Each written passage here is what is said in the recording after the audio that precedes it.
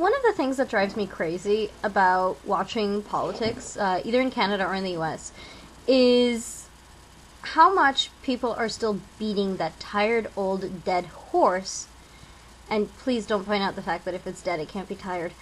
Of an idea of trickle-down economics. And you see this basically every time a conservative or a Republican, which frankly for all intents and purposes is the same thing, opens their mouth. And it's this idea that if we do tax breaks for the rich and for corporations, that it'll trickle down because they won't have to fire as many employees because they won't be as broke, and or they'll be able to raise the pay salaries of their employees because they'll be saving more money. And so that the benefits for the rich and for the corporations will end up trickling down to help the middle class and will help the poor classes as well. Now, this may seem like an idea that makes sense until you realize that there's actually significant historical evidence showing that it really, really doesn't work. And I can actually explain why it doesn't work. So there's two levels to this. The first level of it is what happens when the corporations actually get a tax break, and then the other side of it is what's really supporting our economy. So let's start with what's really supporting our economy. A capitalist economy is basically a market economy, which basically means that yes, you have growth of business, yes, you have all of that, but what's really supporting all of that is your consumers, is your market. And what it basically means is that when you have a strong middle class, they're paying a lot of taxes. They're also spending a lot of their money on things that generate income for the rest of the country. So every time you go out and you buy a car, well, that company, the reason it actually helps the economy is because that car, if it was made in the U.S. or in Canada, depending on where you're from, if it was made in the country that you're from, the factory would have had to hire workers. The dealership would have had to hire people to sell the car. There's mechanics that are getting a job out of it. You're buying oil. Basically, that car constantly generates income. So you buying that car creates jobs, which in turn leads to more people buying more cars. It's the same thing with houses. Buying a house means you're paying property taxes, which means you're giving money to the government.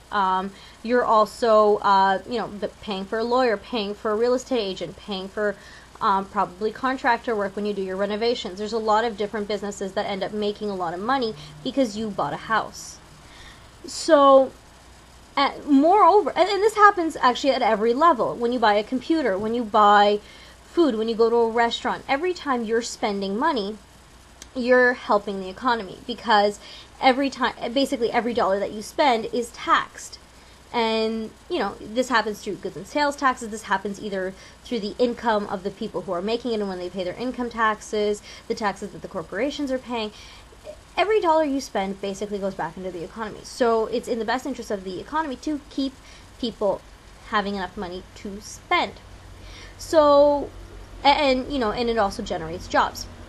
So the reason trickle-down economics don't work is because it puts the level of importance on the rich and corporate classes, not on the middle class. And the middle class is actually what's supporting your economy. You're basically the success of your economy depends on how prosperous your middle class is. And the reason for that is, and the reason tax breaks for corporations don't work is because even if the corporation has more money, that's not necessarily helping the middle class have money to spend. And before the corporation can stop, getting rid of employees or paying their employees more, they need more people to buy their products. So in a time of an economic recession, when the middle class isn't buying anything because they're scared of how much money they have, or rather don't have, then even if the corporation suddenly has more money, it's still not going to create an incentive for them to create more jobs because they're still not having the income coming in from people buying their product. And no matter what kind of business you're in, ultimately you're still selling a product, whether it's a service or it's an actual physical object. So I'll give you an example of, let's say, an insurance company. So the insurance company, the corporate heads, they get an awesome tax break. So the corporation itself is paying less taxes. However, the majority of the people who are buying their product, the middle class, are still worried about the fact that they're living paycheck to paycheck. So they can't really afford to be spending $50 a paycheck or $50 a month extra in order to get insurance. Because of that, there's nobody buying insurance, which means the company itself is still not generating more income. Because the company itself isn't generating more income, they really don't need to have as many insurance sales agents, and so they lay people off. Do you see how that works?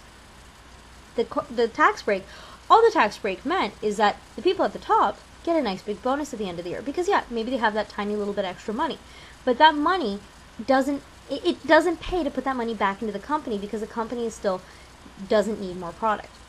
It actually makes a lot more sense if you even look at something like, let's say, a company that makes watches. If there's nobody buying watches, then hiring more people to make even more watches is actually going to end up costing you more money, because they're going to end up needing to store those watches somewhere, to try to pay for advertising, to try to get more people to buy those watches, not to mention having to pay more workers. So that tax break didn't actually encourage more people to buy watches, so there's really no reason for the corporation itself to make more watches, or, in other words, keep more people, create more jobs, or give their employees better salaries. So what happens with that extra money? Do they put it back into the company? Well, no. They don't need to buy more product. They don't need to pay, they don't really want to pay their workers more, because they're still not going to get any kind of benefit out of it, so they basically just keep it for themselves. Not really seeing trickle down here. What actually helps the economy and what actually stimulates it is social spending. And here's the reason why. Like I mentioned before, the middle class is really your basis for the economy in a capitalist/market economy. The best way you can encourage your economy to thrive is to make sure that the people in the middle class have money to spend, but also aren't worried about spending that money. So I'll give you the example of, for example, healthcare. In the US, the healthcare system is pretty bad, in the sense that if you don't have insurance and you end up in the hospital, your bills are going to be astronomical. This means that any given person, if they don't have insurance and they can't get insurance, either because they have a pre-existing condition or for whatever reason, they're always going to be worried somewhat about their ability to pay in the case of a medical expense. So this means that, let's say, family A, that they have a decent job, they make enough money, but they can't get insurance for whatever reason, they're not necessarily going to go out and they're not necessarily going to be spending money on a new car when they're worried about what's going to happen, about whether or not they're going to be able to pay for their daughter who has arthritis, or for their daughter who maybe has Crohn's disease. So that money is going to just sit there and isn't going to generate any kind of benefit for the economy. Now, on the other hand, now imagine that they don't have to worry about that because healthcare is free. They know that if their daughter ends up in the hospital, that they're not necessarily going to have to pay for it unless, they try to go for special privileges, like, for example, private room.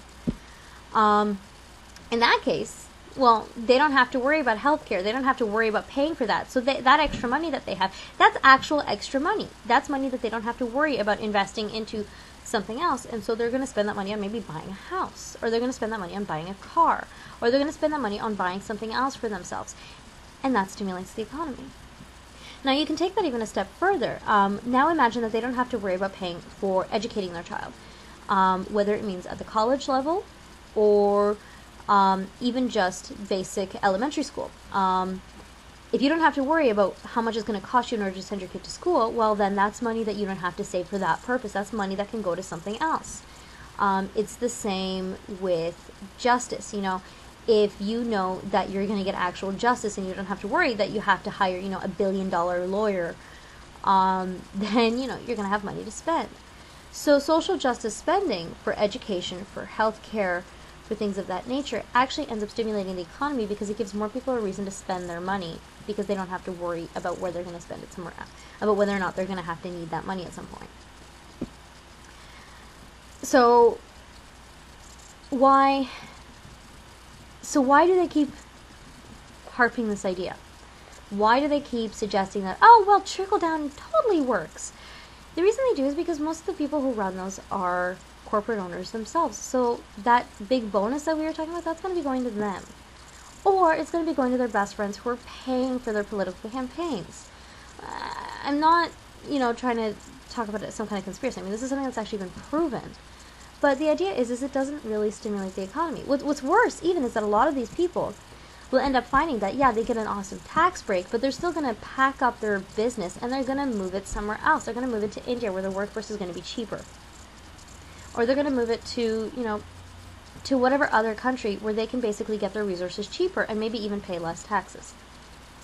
On the other hand, there's no reason for them to even take that into consideration if they have a lot of people buying their product in-house. Or if there's stricter regulations about what kind of taxes they're paying, even if they are out of country. There's a lot of ways that they can generate better economic spending, or rather better economic monetary generation, than by cutting taxes for the rich and by cutting taxes for corporations, because that doesn't actually generate market generation, job creation. Job creation is generated by more people buying things and having more reasons to have jobs. It's that simple. That being said, it should be mentioned that actually there should be some kind of tax incentives actually for small businesses, and the reason for that is because there's a lot of benefit to small businesses being created and for people basically to develop their own little companies. So higher corporate taxes shouldn't be something that's just completely across the board. What should be taken into account is actually how much money the corporation itself is making. If the corporation is basically just breaking even, then raising how much taxes they're paying isn't necessarily going to be beneficial. So yeah, everything has to be taken basically with what's going to yield the best return on investment. And it's been shown that social spending and better support systems for the middle class actually generate better return on investment, because then the middle class can spend the money. And the middle class, again and again, I mean, this is the idea that basically has to be reinforced. The middle class is what supports your economy when you're living in a capitalist market economy. So you really want to make sure that everything that you're doing, all of your policies, are really put in place to support that class. Now, here's the funny thing. When you have more supports in place for the middle class, in that case, the poorer classes too actually end up, even for them, that kind of trickle down and trickle up works. Because what happens at that point is a lot of the systems that support the middle class actually also end up really benefiting the poor as well. For example, healthcare. If you're homeless and you can actually go to get better healthcare, that's huge. If you're living on food stamps, but your children are still getting the same kind of education that the kids of the rich kids are getting, that's huge. Because that means that child now has a good chance of getting an actual, college degree and pulling themselves up out of that situation. Anyway.